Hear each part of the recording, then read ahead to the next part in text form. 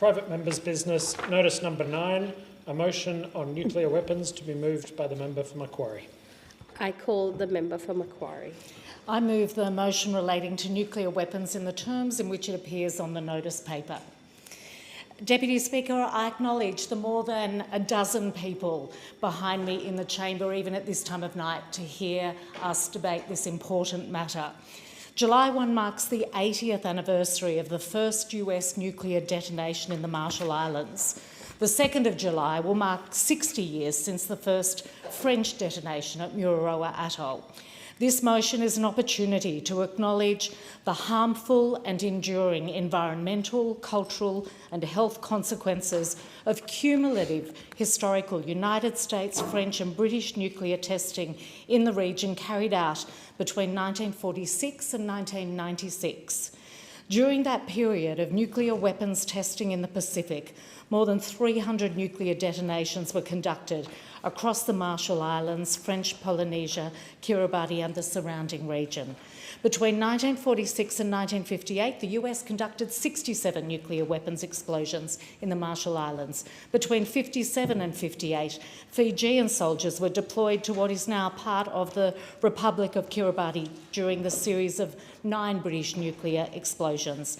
Between 1966 and 1996, France conducted 193 atmospheric and underground nuclear explosions. I acknowledge too Australia's own history of British nuclear weapons. Between 1952 and 1963, the 12 major nuclear weapons explosions and hundreds of bomb development minor trials in the Montebello Islands, Emu Field and Maralinga. For the Pacific, the testing resulted in the exposure of hundreds of thousands of Marshallese, Mā'ohi and Kiribati people to levels of radiation which have contributed to increased cancer rates and other illnesses related to radiation exposure. People suffered a loss of culture, of health, social cohesion as a result of forced relocation and displacement that separated Pacific Islanders from their families, homes and ancestral lands. The environmental impacts are profound. The contamination of drinking water, food sources and arable land, and the damage to coral reefs and marine ecosystems. The disproportionate and ongoing impact of these actions continues, including on our own First Nations communities. So with the legacy of nuclear testing still felt deeply in Australia, our region and across the world, we want nuclear weapons testing to be relegated to history. Australia has a long-standing regional cooperation with the Pacific family. There is our continued efforts to support radiation monitoring and nuclear test site assessment in partnership with Pacific nations, while recognising that more work can be done to fully address the fallout that persists at former nuclear test sites. Australia has a foundational role in the establishment of and continued implementation of the obligations under the South Pacific Nuclear Free Zone Treaty, which will mark 40 years in December this year. But there's more to do. Visiting Parliament this week is a delegation with ICANN, who won the Nobel Peace Prize for their work to establish the Treaty on the Prohibition of Nuclear Weapons, the TPNW, which came into force in 2021. The delegation this week includes representatives of the Fiji Nuclear Veterans and Families Association, the Marshall Islands Student Association, the Pacific Conference of Churches and ICANN, Australia's First Nations Ambassador, and they will continue the work. Pacific nations demonstrated significant leadership in ensuring the entry into force of the TPNW, with 10 Pacific states among the original 50 when it entered into force. The Solomon Islands is the most recent Pacific Island state to ratify the treaty in 2024. The TPNW strictly prohibits nations from carrying out, assisting or encouraging any nuclear explosive testing, as well as mandating assistance for victims and environmental remediation at past test sites. In 2023, the UN General Assembly, including Australia, overwhelmingly supported a resolution which called attention to the need to address the legacy of nuclear weapons use and testing. Through the work of successive resolutions, there'll soon be a meeting on victim assistance and remediation later this year. I'll continue to advocate for the importance of sustained international commitment to nuclear non-proliferation, including the Treaty on Nuclear Non-Proliferation and the Treaty on the Prohibition of Nuclear Weapons. Time is running out. I thank the member for Macquarie. Is there a seconder for this motion? Thank you, member for Leichhardt. The question is that the motion be agreed to. I call the member for Riverina. Thank you, Deputy Speaker, and I too acknowledge the number of Pacific Islanders in our midst, and thank you for your attendance. And I also acknowledge the member for Macquarie and her motion before the Federation Chamber. Her motion notes, amongst many things, the 80th anniversary of the start of nuclear weapons testing in the Pacific, in the blue Pacific, and it is a beautiful part of the world. I was proud to be the Shadow Minister for the Pacific, as well as international development in the last term of Parliament. And certainly a number of meetings were conducted during that time at which the nuclear testing many decades ago was raised. You only have to look at the situation with Runnet Island. It's one of being 40 islands in the Unuatik atoll of the Marshall Islands in the Pacific. As the member from Macquarie has said, there was nuclear testing there between 1946 and 1958. But interestingly, worryingly, disturbingly, in 1982, and it's really not that long ago, in a lifetime or so, a United States government task force raised concern about a probable breach if a severe typhoon were to hit the island. In 2013, a report by the US Department of Energy found that the concrete dome, which measures 115 metres in diameter, 46 centimetres in thickness at sea level, which is not a lot, encapsulating an estimated 73,000 cubic metres of radioactive debris, including some plutonium-239. Now, we spend so much money in the world on weapons and on defence, and you look at the situation there in the beautiful Marshall Islands, and you have to wonder why it is not being cleaned up. You do. We wouldn't have a situation in Iran at the moment if nuclear weapons weren't being tested. And this motion, as the member from Macquarie says, gives solemn acknowledgement of the harmful and enduring environmental, cultural and health consequences of cumulative historical nuclear testing in the region. And it wasn't, of course, just the United States, it was the British, it was the French as well. We know that. And sadly, unfortunately, Pacific Islanders and their beautiful region were used as a testing ground, and the effects are still being felt. They are. And it is up to those who did the testing to then clean up their mess, and it is. Now, I know there's been a lot said about the AUKUS agreement, and obviously Australia is going down the path of nuclear submarines, and I know successive governments have said that nuclear weapons aren't part of that, but it does use nuclear technology. I know there's a debate as to whether we should use nuclear energy, and I certainly think we should have a wide range of energy mixes. But with this particular motion, at this particular time, it is acknowledging an anniversary. I appreciate that things you could argue were different 80 years ago than what they are now, but one only has to remember what happened and the situation in Nagasaki and Hiroshima in August 1945, and they knew.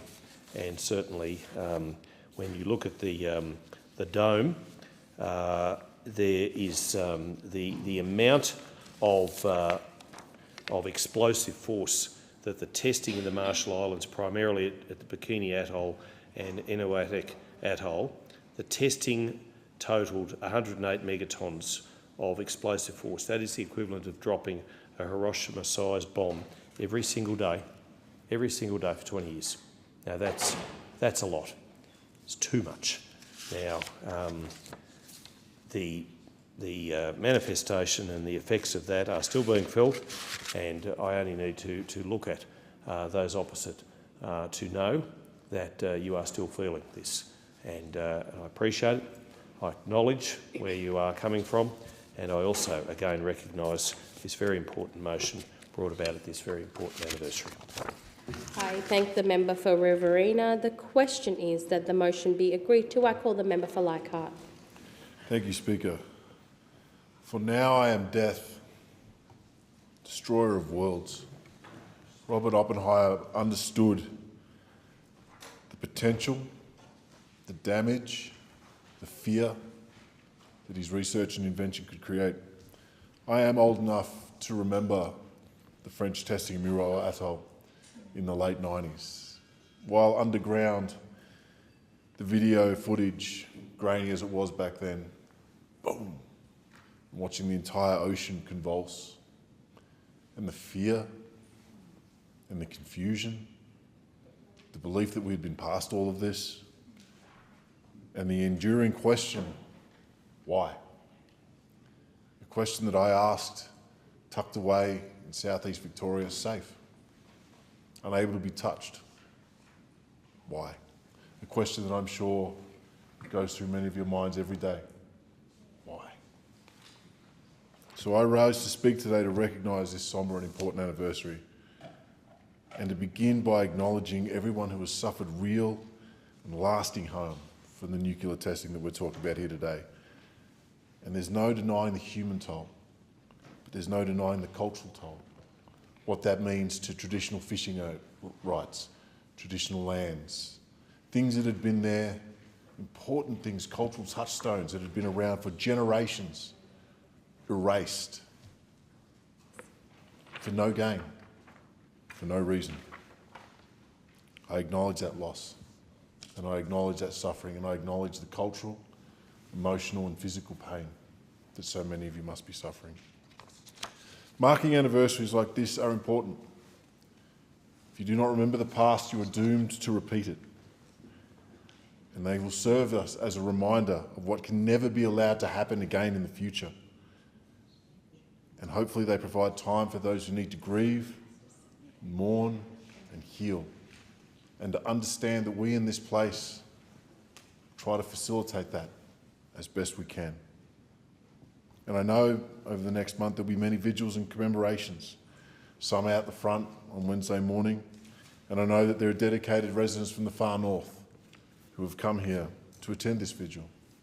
The South Pacific and the far north has a very, very close relationship, an honoured relationship, from trade that has gone back thousands of years to the work now that is continued to be done in training and in health. July will mark the 80th anniversary of the first nuclear test detonation at the Bikini Atoll in the Marshall Islands. Between 1946 and 1996, the US, the UK and France detonated over 315 nuclear devices. It's almost one a day for an entire year. They started above ground with the mushroom cloud that is now ingrained so much in the collective memory that everyone knows what that means, knows what that brings. And they finished underground, perhaps to try to hide that arresting visual, that visceral visual from the rest of the world. I also wish to acknowledge that this was not all just the Pacific, and that testing occurred here in Australia as well, at Maralinga, Emu Fields and the Montebello Islands. We need to keep talking about this. We need to make this a part of our collective consciousness. 1996 is not long ago. I still listen to the music from the 90s. And without being able to tell the truth about these events, both from the recent past to the more distant past, then we betray everyone who suffered.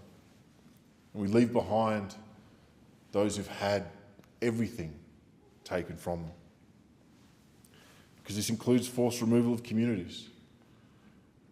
You know, once you're removed from a place that your ancestors have called home, you lose that spiritual connection as well. The ancestors need to be present. There has been no greater devastation than a nuclear weapon upon ancestral lands. It changes everything. From right down to the molecular DNA, we know what radiation sickness does. We've seen it. We've seen it firsthand when nuclear weapons were used in Hiroshima and Nagasaki. This didn't have to happen, but it did. And it is now on us to remember and ensure that this never happens again. My thoughts are with you all. Thank you for attending. I thank the member for Leichhardt. The question is that the motion be agreed to. I call the member for Indi. Thank you, Madam Deputy Speaker. I rise to speak on the 80th anniversary of the commencement of nuclear weapons testing in the Pacific, and I commend the member for Macquarie for putting forward this important motion, and I welcome our honoured guests in the chamber today from the Pacific. When nuclear weapons testing began in the Pacific in 1946, the world was fragile. The Second World War had just ended, and the use of an atomic bomb a year earlier had changed the nature of war, the nature of global power. The United Nations was established to help stabilise world order, but there were no agreed rules to govern nuclear weapons, and deep mistrust between world powers fuelled the acceleration of the arms race. In the Pacific post-war, many islands were controlled by colonial powers or administered as the United Nations Trust Territories. Designed to provide stability and protection, it also left the region vulnerable to decisions not in their interest, and the Pacific became a testing ground for the most destructive weapons ever created. The first post-war nuclear test, aptly named Operation Crossroads, took place on 1 July 1946 at Bikini Atoll in the Marshall Islands. Entire populations were displaced to enable the test, removing them from their ancestral lands to remote islands with little food, unreliable water supply, and limited natural resources. Within 2 years, people were starving. The second test, Baker, followed soon after as an underwater detonation, leaving the area seriously radioactive and unable to be safely approached for some time. The Baker test prompted President Truman to abandon his third underwater test. Over the following decades, hundreds of nuclear detonations were carried out across the Pacific by the United States, the United Kingdom, and France. The nuclear legacy in the Pacific is profound and enduring. Extreme radiation exposure has caused lasting health impacts, including increased rates of cancer, birth defects, reproductive health issues, and chronic illness. Ecosystems were contaminated, damaging reef structures, polluting groundwater and rainwater and traditional food sources. Communities forced from their homes and ancestral lands, fracturing cultures and disrupting practices sustained over generations. And Australia was not just a neighbour to nuclear testing, but part of the system that enabled it. British nuclear tests were conducted on Australians' own soil between 1952 and 1963 at Montebello Islands, Emu Field and Maralinga, with particular consequence, as we've just heard, for our First Nations people and for veterans personnel. Deputy Speaker, the relationship between Australia and the Pacific is deep and affectionate, and we have a responsibility to play a role in ensuring nuclear testing never occurs again in this region. I am proud that Australia does not have a program to develop nuclear weapons and has consistently supported nuclear non-proliferation treaty. However, I want Australia to strengthen this resolve further by joining the Treaty on the Prohibition of Nuclear Weapons. This treaty is a commitment to never develop or use nuclear weapons or to host another country's nuclear arsenal. Importantly, it would require countries to assist victims and remediate contaminated environments. It fills a significant gap in international law, and importantly, it provides a framework to eliminate nuclear weapons and their associated facilities. I acknowledge the work of organisations such as the 2017 Nobel Peace Prize recipients ICANN and the Quakers for their persistent advocacy. And I'm not naive about the strategic challenges we face in our global environment. In the face of the Middle East crisis, Associate Professor Tilman Ruff, AO, founding chair of ICANN Australia, has urged Australia not to be complicit partners in such a system that normalises nuclear threats. We cannot ignore that these weapons have the capacity to cause immense human suffering and environmental harm, nor allow their threat to become routine in international disputes. So this week we welcome this delegation in representing nuclear impacted communities from the Pacific. I'm looking forward to hearing from you about your lived experience, the challenges you face, and what you are asking of us. Because this anniversary is not just a moment of remembrance, it is truly a call to action, to listen to the lessons of history and to play our part towards a future free of nuclear weapons, and I commend this motion to the House. I thank the member for Indi. The question is that the motion be agreed to. I call the member for Lalor. Thank you, Deputy Speaker, and I too welcome the delegation to the Chamber this evening and to Parliament House for the events that are planned to mark the 80-year anniversary since the first nuclear detonation at Bikini Atoll in the Republic of the Marshall Islands. Our modern Pacific is very different to the Pacific that saw that 80-year event. I stand here as a chairperson of the Parliamentary Friends of the Pacific, a role that I take very seriously. I stand here as a representative in my electorate in the city of Wyndham. There are 10,000 strong Pacific community whose relationship with me and whose relationship here in Canberra is critically important to the way we work. And acknowledging this 80-year anniversary is really an important part of that relationship. The work that this government is doing in terms of re-energising our relationships with the Pacific is incredibly important, and your visit is part of that. The experience of the Marshall Islands 8 decades ago remains a powerful reminder of the human cost of nuclear weapons, and I would go further and say it also reminds us about how the relationship in the Pacific has changed. We proudly here in recent weeks acknowledged, I pulled together today a list of Prime Ministers from the Pacific, and it is the sovereign states now of the Pacific with whom we're in a relationship, rather than the space that reflected 80 years ago, which was that colonial past that the member for Indi referenced so beautifully. And recently, of course, we've had the Solomon Islands Prime Minister, Matthew Wale, here, and today in the chamber we had Prime Minister Jotham Napat from Vanuatu with us. In my role, we have welcomed many leaders from the Pacific coming into our parliament. So what is this one about tonight? And I will be cut short, so I will go quickly. A sustained commitment to practical measures that reduce nuclear risks, strengthen the global non-proliferation and disarmament architecture, and lowers the chances of nuclear weapons ever being used again is critical. And the Australian Labor Party has a proud and long-standing history of championing practical international efforts on nuclear non-proliferation and disarmament, and we remain steadfast in support of the Treaty on the Non-Proliferation of Nuclear Weapons, the cornerstone of the global non-proliferation and disarmament architecture. As a government, we acknowledge and welcome the advocacy that's present in the room this evening, and we want to stand with the Pacific in making sure that our world here has changed and making sure that we work as sovereign cousins, if you like, together to ensure the non-proliferation of nuclear weapons internationally. The Pacific has a loud voice in this space, and I welcome that, and I welcome it here in Canberra this week. Thank you. I thank the member for Lola. The time allotted for this debate has expired.